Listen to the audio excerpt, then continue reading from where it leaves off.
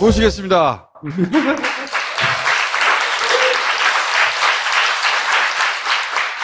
최순실이 연설문을 대신 써줬다는 뉴스가 나오자마자 언론에서 이전 대통령 연설문 써준 사람 누가 찾기 시작했고, 그때 마침 또 이런 책을 내가지고 인생이 타이밍이라 어렵게 사시다가 지금 뭐 찾는 방송도 너무 많고 책도 많이 팔렸죠. 지금 한 180세? 180세? 제가 이 파파이스 나오고 나서 정말 파파이스에서 봤다는 소리를 정말 많이 들었어요. 근데 최근에 와서 이제 그런 얘기를 별로 안 더라고요. 그래서 파파이스 다시 나갈 때가 좀 전에 페이스북 보니까 공항 같은데 일부러 일찍 가신대요. 그래서 나를 얼마 만에 한 번씩 알아보는 사람이 있나. 되게 여기 올 때도 이제 여러분이 알아보셨고요. 네. 되게 한 100명 중에 한 7, 8명은 알아봅니다. 대단한 거죠, 그러면. 되게 저를 알아보는 분들은 되게 선하세요. 그리고 정말. 예, 그리고 의사 표현이 적극적이시고 근데 되게 이제 알아보는 저를 아는 체 하는 이유가 나도 노무현 안다. 나도 노무현 좋아한다. 우리 같은 동지다. 그래서 그런 마음에서 하는 것 같고, 그런 게 저도 이렇게 뭉클하고요. 다큐멘터리 노무현입니다에서도 꽤 많은 비중으로 출연하셨잖아요. 거기에 이제 씬스틸러라고 김제동 역할을 대신했다고. 원래 김제동 씨도 인터뷰를 하려고 그랬어요, 감독이. 네. 근데 이제 저를 하고 나서 김제동 필요 없다. 이걸로 충분하다. 감독께서 저보고 오달수를 찾았다고. 그래서 제가 시사회를 한 5번 했거든요. 근데 저도 모르는 재능을 파파이스에서 원래 찾았어요. 저는 웃기려고 하지 않았는데 사람들이 전부 웃긴대. 저 그전에 이미지는 굉장히 그냥 겸손하고 좀 잘생기고 뭐 이런 이미지였거든요. 근데 이 나온 이후로 갑자기 웃기는 사람이 됐어요. 다음 책 제목 알려드릴게요. 강원국의 말하기. 이걸로 2번째 책을 쓰세요. 이미 레전드가 됐는데 제가 정점을 찍은 거잖아요. 오늘 좀 조심해야 되겠다, 말을. 오늘 별로 얻을 게 없어요. 최근에 문재인 대통령의 연설들이 꽤 화제가 되고 있잖아요. 근데 그 연설도 화제가 되면서 빨리 모셔가지고 한번 얘기를 들어봐야 되겠다 싶었어요. 그래서 세 사람의 어떤 뭐 공통점, 차이점, 인간으로서의 공통점, 차이점, 그런 얘기 한번 들어보고 싶다. 쭉 특별한 주제라기보다는 예. 겪어봤던 사람에 사실 문재인 대통령 잘 몰라요, 제가. 5년간 이제 5년 중에 비서실장, 민정수석, 시민사회 수석 하셔서, 그러니까 청와대 울타리 안에 같이 일은 했지만 별로 존재감이 없으셨어요. 그래서 그분은 이렇게 나대는 걸 별로 안 좋아하시더라고요. 나대는 걸. 제가 보신 이제 김대중 노무현 대통령님은 앞에 나서는 걸 좋아하시는 분이에요. 이런 얘기를 해서 될지 모르겠지만 굉장히 인정 욕구가 강하신 분들이에요. 그걸 오히려 에너지화해서 활동도 하시고 여러 가지 이렇게 하시는 분들이죠. 한마디로 이렇게 노무현 대통령님이 왜 이렇게 독서를 열심히 하고 학습 광이고 메모를 하시고 이런가 했더니 그 공부한 거를 아는 채 하시고 아니 정말이에요. 항상 이게 호주머니에서 메모한 걸 꺼내셔가지고 저보고 자네는 이런 거 아나? 모른다고 그러면 되게 웃주라. 그렇지? 자네는 이런 문장 쓸 수 있나? 그래서 아니요. 그러면 역시 나는 카피라이트를 했어야 돼. 그게 그분의 에너지예요. 꼭 깨달은 거, 안 거 이런 것은 꼭 어디 가서 써먹고 그걸 활용하세요. 김대중 대통령은 제가 만날 기회가 없었지만 그분의 이제 책을 보면 옥중서신이나 이런 걸 보면 시종일관 잘난 책. 근데 두 분에 비해서 그 문재인 대통령님은 그렇게 자기 존재감을 드러내고 뭐 이렇게 인정을 받고 이런 거 별로 안 좋아하시는 분이셨어요. 그냥 뭐 예를 들어서 대통령 주재 회의를 한다. 그러면 이제 다른 수석님들이나 이런 분들은 뭐라도 이렇게 한마디 하시고 연설문 검토 회의를 하면 뭐라도 이렇게 지적질을 하고 뭐 이렇게 존재감을 드러내려고 하죠. 대통령한테 한마디 뭐, 그거 좋은 의견이다. 뭐 이런 소리도 듣고 싶어 하고. 근데 문 대통령님은 아무 말도 안 하셨어요. 회의 내내. 네, 회의 내내. 그런데 끝나고 나서 저한테 조용히 오셔서 이거는 아닌 것 같다고. 이건 잘못된 것 같다고. 이거 고쳐야 될 것 같다고. 그거 대통령 앞에 하셨으면 점수 따는 거거든요. 근데 그걸 안 하시더라고. 나를 배려한 건지 그냥 나는 그런 얘기 안 해도 어차피 뭐 노 대통령하고 가까운 관계니까 내가 뭐 거기서 이렇게 존재감을 드러낼 필요가 굳이 없어서 그러시는지 모르겠지만 그런 거 안 하셨어요. 그래서 아예 그분은 이렇게 그래서 난 정치를 하실 수 없지 않을까. 왜 정치인들은 그거 좋아해야 하거든요. 그렇죠. 정청래, 정봉주, 안민석, 그 계보가 쫙 있거든요. 아니, 정말 그런 성향이 있어야 하는데 전혀 그런 게 없으신 것 같아요. 그게 가장 큰 특징입니까? 직접 겪어본? 대통령 역사상 해방 이후에 이렇게 대통령 연설에 국민들이 주목하고 열광한 일이 없었어요. 네. 그렇죠. 네, 감동받고. 연설문은 그냥 연설을 했구나지. 그 내용을 다시 읽어보고 그런 거 없죠. 신문 헤드라인으로 그냥 들은 거죠. 네, 네. 신문에서 제목 뽑은 걸로. 연설했대. 네. 근데 이런 현상이 이렇게 일어난 걸 보면서 한편으로는 제가 노무현 대통령께서 살아 계셨으면 너는 왜 저렇게 연설을 못 썼냐. 아니, 그런 생각을 말씀은 안 하셨겠지만 속으로 연설비서관을 그때 잘못 뽑았구나. 지금 신비서관이 신동호 비서관이 좀 진짜 연설을 잘 쓰는 것 같아요. 근데 연설이 그게 이제 제 문재인 대통령님 스타일을 아는데 예전에도 이제 비서실장 연설 뭐 이렇게 써드리면 꼼꼼히 다 고치세요. 결국은 이제 그게 신비서관이 뭐 시인 출신이고 어떤 감성을 넣은 연설을 썼겠지만 결국에 문재인 대통령 연설이고 되게 이 노무현 대통령, 김대중 대통령은 담론 중심이었어요. 큰 걸 얘기했어요. 근데 문재인 대통령 보니까 사람을 얘기해요.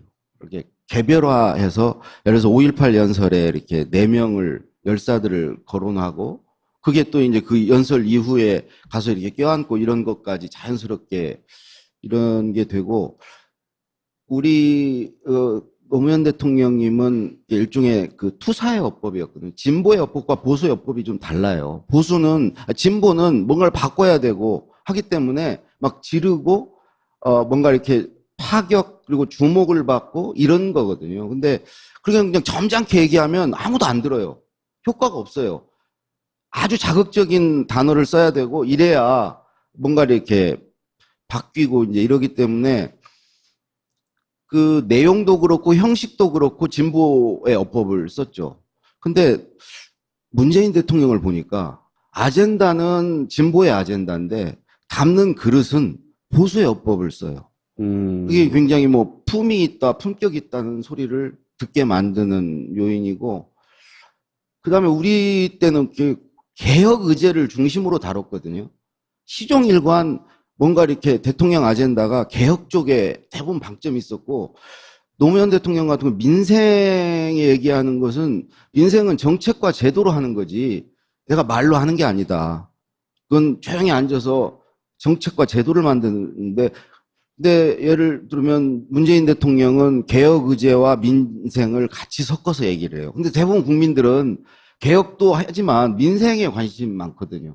뭐 통신비 같은 거 이런 거 짜잘한 것도 관심 많거든요. 그러니까 그거를 적절히 잘 배합해서 거대 담론만 얘기하는 게 아니고 우리 가까운 데 있는 얘기들을 삶의 구체적인 문제를 다 말씀하신다는. 그렇죠. 근데 이제 가장 중요한 것은 워낙 노무현 대통령, 김대중 대통령이 욕을 먹어가면서 지평을 엄청 넓혀놨어요.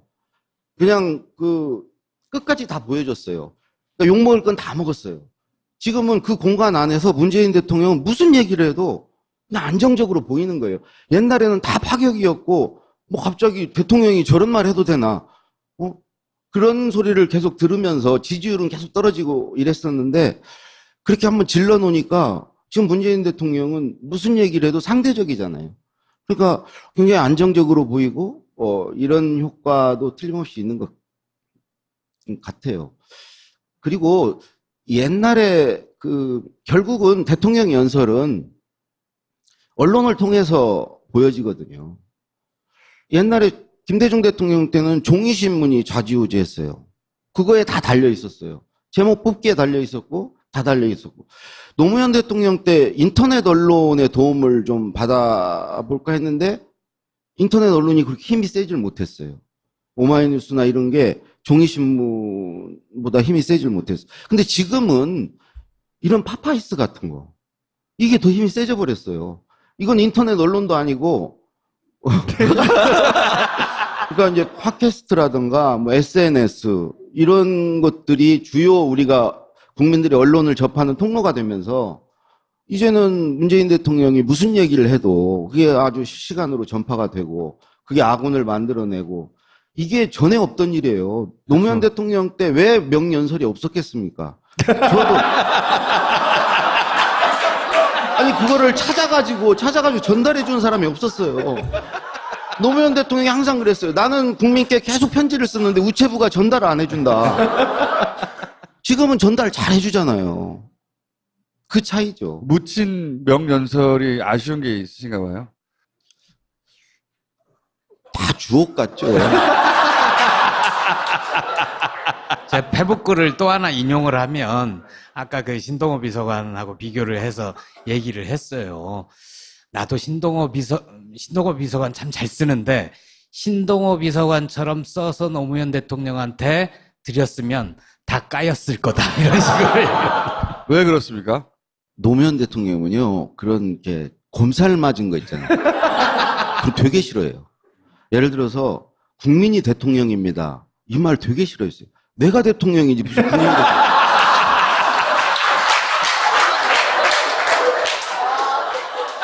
이번에 근데 계속 쓰시더라고요. 문재인 대통령은 국민이 대통령을 쓰시고 미국 가셔서도 여러분이 대한민국입니다. 이런 은유를 많이 쓰시고 그런데 그 선거 때 나온 카피였잖아요. 대통령 되기 전에 나온. 노무현 대통령이 그 카피로 썼는데 선거니까 내가 그 용인했는데 이제 쓰지 마라. 내가 대통령 이제 됐는데 내가 대통령이지 무슨 국민이 그런 소리 좀 하지 마라. 국민한테 아부하지 말라는 네. 거죠. 아부. 그렇기 때문에 지금 굉장히 호평을 받는 얘기들이 있잖아요. 그 연설에서 그런 것들을 제가 못 쓰지는 않죠. 못 쓰지 않죠. 쓰면 쓰죠. 예를 들어서 노무현 대통령이 취임하시자마자 3월에 국회 연설 있었어요. 그때 저를 불러서 휴일날 본인의 그 스토리를 쭉 얘기하셨어요. 내가 유신헌법으로 사실에서 평생 그걸로 잘 먹고 잘 살았고 이런 거 잘못된 거다. 나 이렇게 1급수에 산 사람이 아니고 나 3급수에 산 사람이고 이런 거 다 얘기하겠다고. 본인의 히스토리를 쭉 얘기했어요. 그걸 연설에 담으라고. 결국 못 담았어요. 장진호 연설 같은 걸 얼마든지 쓸 수 있었어요. 아니 그 장진호 배 타고 와가지고 그게 없었으면은 내가 없었다 이런 얘기는 정말 상투적인 거죠.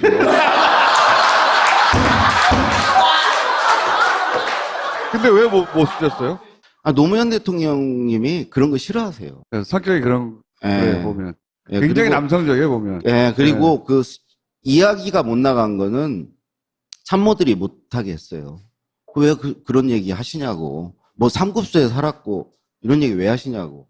그다음에 우리 안희정 지사가 나중에 짊어진 거 내가 다 한 거라고 다 얘기를 하라고 다 얘기도 해주셨어요. 네. 그거 다 넣으라고 연설에. 그래서 다 털고 가겠다고. 내가 다 책임지고 지금은 내가 소추 대상이 아니니까 퇴임 후에 이거 다 책임지겠다고. 그러니까 안희정 지사 그 사람 잘못 없다고. 근데 막 열심히 받아 적었는데 나중에 다 빼래. 그걸 다 만들었는데 비서실장이랑 이런 분들이 그거 다 빼라고. 그래서 또 안희정 지사께서도 그때 절대 하지 말라고 그러셨고, 그래서 결국 다 빠졌죠. 그러니까 충분히 이 정서적으로 호소할 수 있는 글쓰기도 가능하고. 그럼요. 저도 원래 그런 걸 잘 쓰는 사람이에요. 옛날에 김우중 회장도 올리고, 여러 사람. 김우중 회장이 부인께서 신사임당상 받으셔서 부군이 나가서 축사를 해야 돼요. 네. 근데 그 당시 두 분 관계가 안 좋았어요. 그래서 이 부인이 그 여사께서 울어야 된다. 축사를 듣고 감동해서 울어야 된다. 울어야 된다. 그래서 내가 열심히 썼어요. 네. 김우중 회장 본인이 읽다가 우셨어요.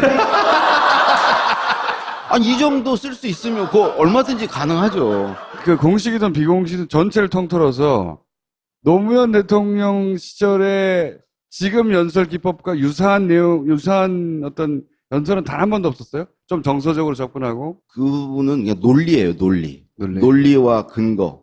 이런 거지, 이렇게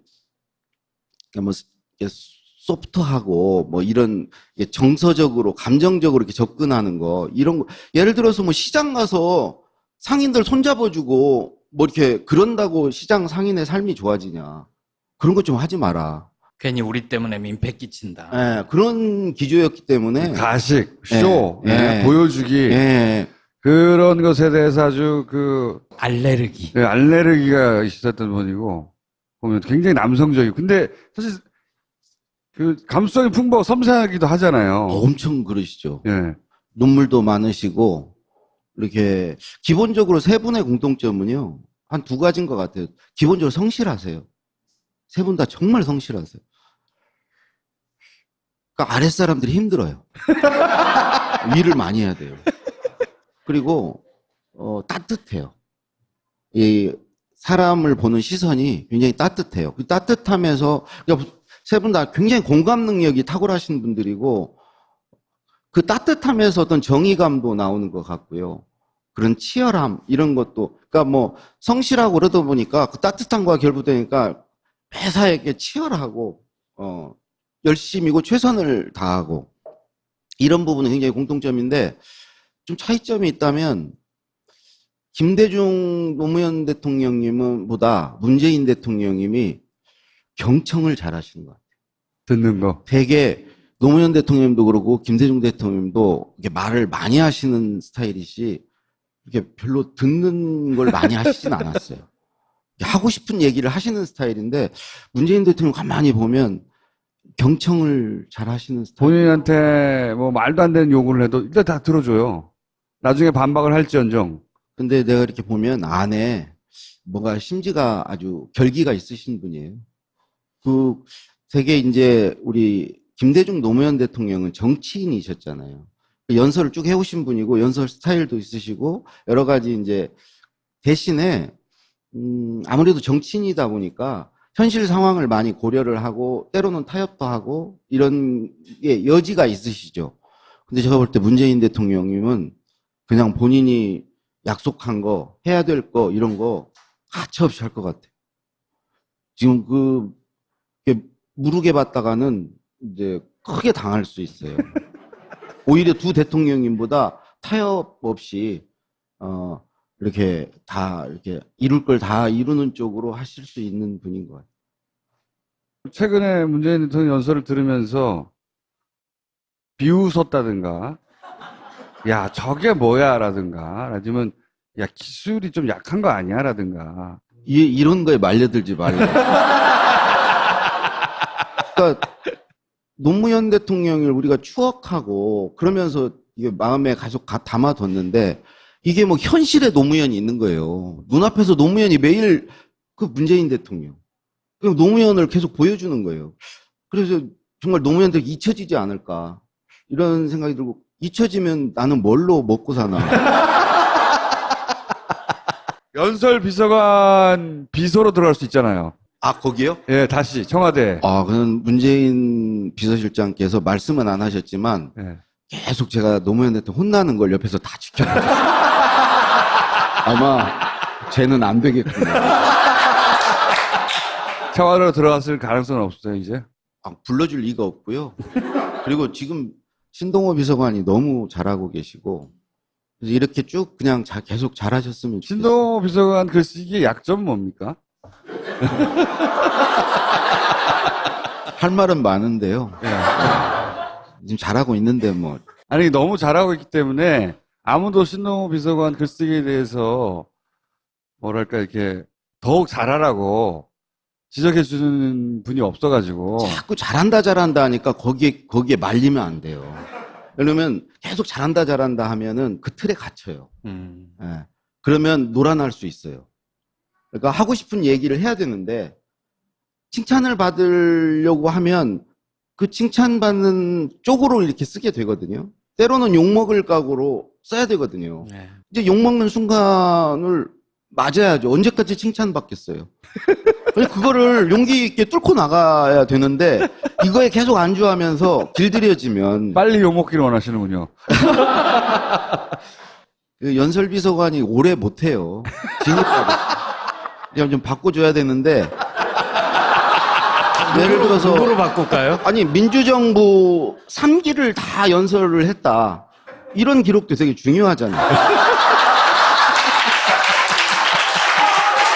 아니 우리 역사에 아니, 글쓰기의 약점이 뭡니까, 그러니까? 글쓰기 약점이. 그분 글쓰기에. 자꾸 이렇게 남들이 이렇게 좋아하는 글을 쓰려는 네. 너무 감동적으로 쓰려고 하고 네.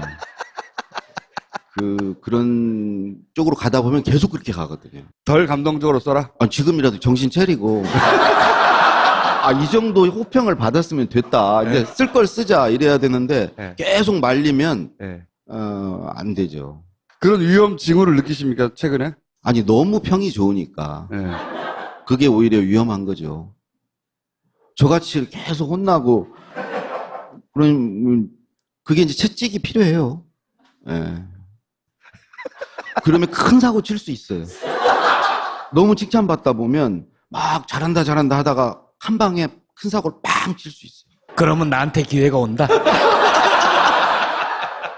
원래 아시는 사이세요? 아니요, 전혀 모르는. 한 번도 본 적이 없어요. 아, 그분은 저를 아시겠죠? 대통령 글쓰기 다음 책은 없어요? 그 강원국의 글쓰기. 강원국의 글쓰기로? 네. 강원국의 말하기 이런 건 안 나옵니까? 이제 뭐 그게 같이 어차피 말과 글은 이제 같은 거니까 이제는 제 거를 낼 때도 이제 된 거 같고 그 정도 지명도도 있는 거 같고. 그러면은 마지막으로 강원국의 글쓰기 비법 한 가지만 얘기하고, 왜냐면 앞으로 나올 책이니까. 강원국의 글쓰기 비법은 이런 거야. 잘못 알고 있는 게 많은데 말이지. 그거 하나만 딱 정리하고 가지고. 저는 정말 타고난 게 없고 독서도 안 해서 이제 유시민 작가가 갖고 있는 그런 거는 그건 비법이 아니에요. 뭐 이렇게 많이 읽어라, 많이 써라. 저는 아주 구체적으로 갖고 있어요, 비법을. 근데 독서 않고 재능을 타고나지 않은 사람이 글 쓰는 방법. 유시민의 글쓰기 특강은 그럼 잘못된 특강이에요? 배울 게 없어요. 아니, 정말 배울 게 없는 게, 배울 게 없어. 그거는 워낙 그분이 독서도 많이 하고 타고나신 분이에요. 그런 분은 없어요. 우리의 그 사정을 몰라요, 그분은.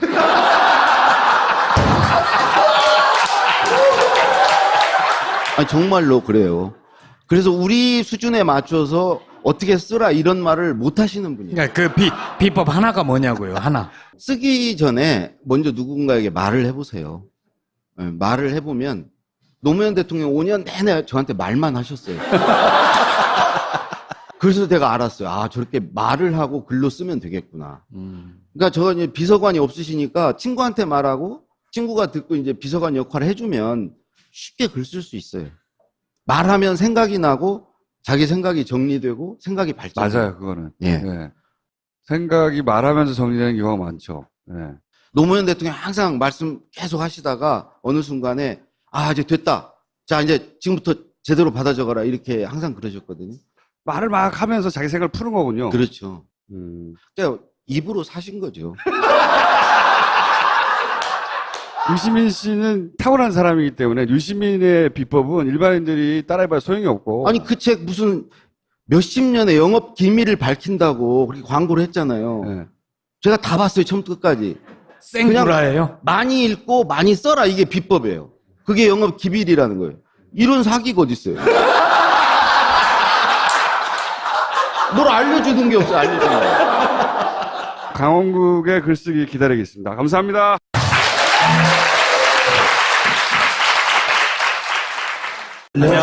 안녕하세요. 파파이스 시청자 여러분. 오늘 제가 아주 재밌고 유쾌한 영화 한 편을 소개하고자 합니다. 12개국 35군데 세계 농장을 방문하며 꿈을 키운 새 청년. 바로 저희들의 청춘 영화인데요. 7월 13일 이번 주에 개봉하는 파밍보이즈입니다. 네, 한겨레 TV 페이스북 메시지로 성함과 연락처를 남겨주시면 저희가 추첨을 통해 몇 장? 20분께 무려 20분께 예매권을 보내드립니다. 저도 아직 안 봤는데. 네, 아무튼 파밍보이즈 많이 사랑해주세요. 감사합니다. 올해 일하러 오래? 와, 일하러 오래!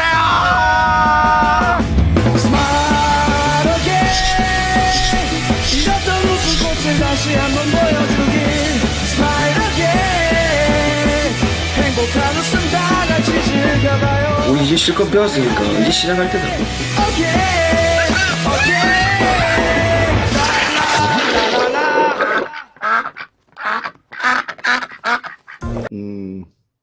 노무현 대통령께서 살아 계셨으면 너는 왜 저렇게 연설을 못 썼냐. 아니, 그런 생각을 말씀은 안 하셨겠지만 속으로 연설비서관을 그때 잘못 뽑았구나. 지금 그 신동호 비서관이 좀 진짜 연설을 잘 쓰는 것 같아요. 근데 연설이 그게 이제 제가 문재인 대통령님 스타일을 아는데 예전에도 이제 비서실장 연설 뭐 이렇게 써드리면 꼼꼼히 다 고치세요.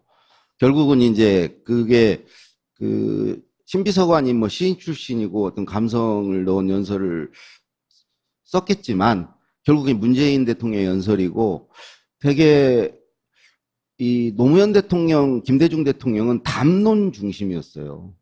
큰 걸 얘기했어요. 근데 문재인 대통령 보니까 사람을 얘기해요.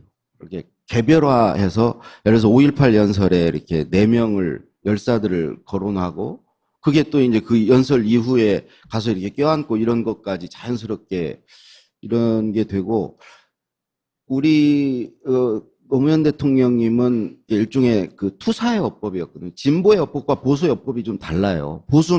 진보는 뭔가를 바꿔야 되고 하기 때문에 막 지르고 뭔가 이렇게 파격 그리고 주목을 받고 이런 거거든요. 근데 그냥 점잖게 얘기하면 아무도 안 들어요. 효과가 없어요. 아주 자극적인 단어를 써야 되고 이래야 뭔가 이렇게 바뀌고 이제 이러기 때문에 그 내용도 그렇고 형식도 그렇고 진보의 어법을 모시겠습니다.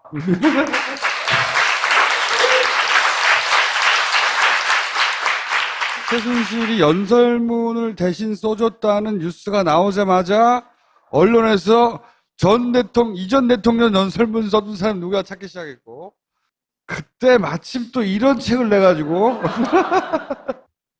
인생이 타이밍이라 어렵게 사시다가